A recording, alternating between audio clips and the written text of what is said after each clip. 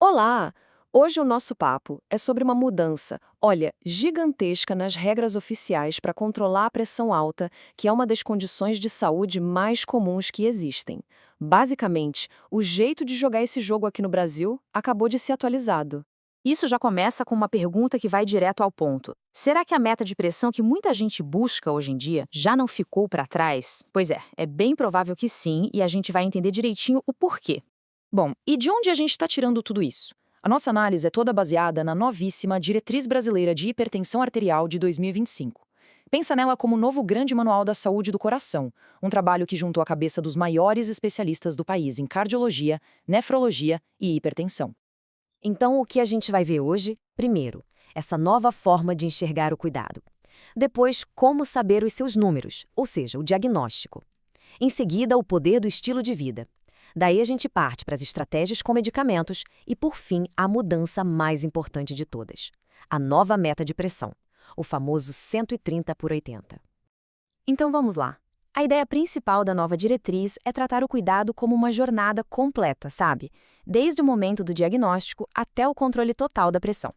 É essa lógica que a gente vai seguir aqui.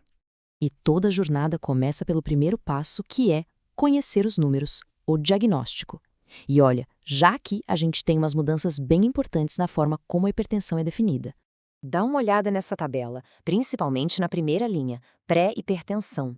A diretrizes dá um destaque enorme para essa faixa. Se a pressão máxima, a sistólica, está entre 120 e 139, ou a mínima, a diastólica, entre 80 e 89, isso já é um sinal de alerta.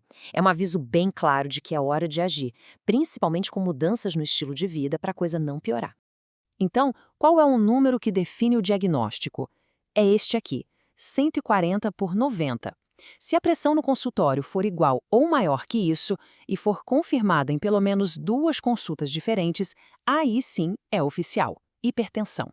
Esse é o divisor de águas. E aqui veio uma outra grande mudança de mentalidade.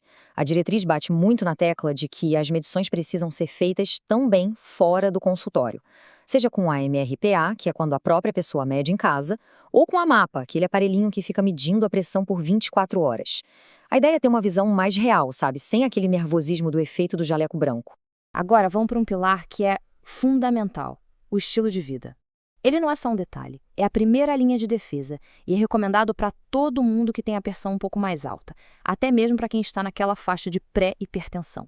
E essas são as principais medidas. Isso aqui mostra perfeitamente como o estilo de vida funciona como um remédio poderosíssimo. É parar de fumar, comer melhor com dietas como a 10, manter o peso em dia, diminuir o sal, comer mais alimentos com potássio, se exercitar, beber menos álcool e cuidar do estresse. Parece muita coisa, mas o impacto de tudo isso junto é imenso. Ok, agora vamos falar de remédio. A diretriz traz uma mudança muito grande na forma de prescrever os medicamentos, pensando em duas coisas: ser mais eficiente e, ao mesmo tempo, simplificar a vida de quem trata. A diferença é muito clara. Antes, a ideia era começar com um remédio só. Se não desse certo, adicionava outro. Agora, para a maioria das pessoas, a recomendação é começar o tratamento já com uma combinação de 2 medicamentos. E, de preferência, os 2 juntos num único comprimido. Mas por que essa virada de chave? A lógica é bem direta e faz todo sentido. Com um comprimido só por dia, fica muito mais fácil seguir o tratamento direitinho. E quem segue o tratamento tem um controle da pressão muito mais rápido e eficaz. Simples assim. Mas calma, isso não quer dizer que o tratamento com um remédio só acabou, tá? A monoterapia ainda tem o seu lugar. Ela continua sendo uma ótima opção para casos bem específicos, como uma hipertensão mais leve, em estágio 1 e de baixo risco, ou para pessoas com 80 anos ou mais e aquelas consideradas mais frágeis. E agora, a gente chega na cereja do bolo, a recomendação de maior impacto de toda a diretriz. Aquela que muda o alvo, o objetivo final do tratamento para quase todo mundo. A pergunta de $1 milhão é, afinal de contas, qual é o novo alvo? Para qual número a gente deve mirar quando se fala em pressão arterial? O novo número mágico é esse aqui, abaixo de 130 por 80. Esse é o novo padrão ouro, a meta que se deve buscar para proteger o coração e os vasos sanguíneos do jeito mais eficaz possível.